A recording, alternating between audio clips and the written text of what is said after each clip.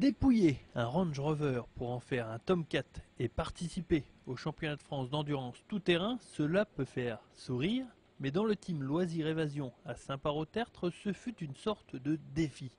Après 5 manches de compétition à travers la France, le Tomcat au bois a prouvé qu'il n'était pas là pour faire une quelconque figuration.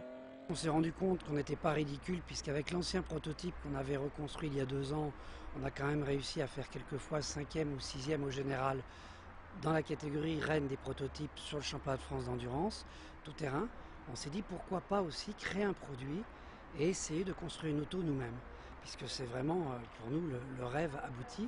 Et donc depuis l'année dernière, avec des contacts que nous avions en Angleterre, on a compris qu'il était possible d'acheter une carrosserie et un châssis et de greffer autour de cela toute la technologie actuelle, d'implanter un moteur européen, puisque c'est un moteur français d'origine PRV, et d'intégrer la carrosserie, les structures de sécurité, et donc de développer la suspension et tout ce qui va autour d'une voiture de course. Avec l'expérimenté Yorick Vergeot au volant, sacré notamment champion de Belgique en 1993, le team Loisirs Évasion se donne les moyens d'obtenir des résultats probants. De quoi imaginer quelques perspectives alléchantes pour l'avenir. Je pense pouvoir prétendre à mettre une auto dans les 10 premiers du championnat l'an prochain.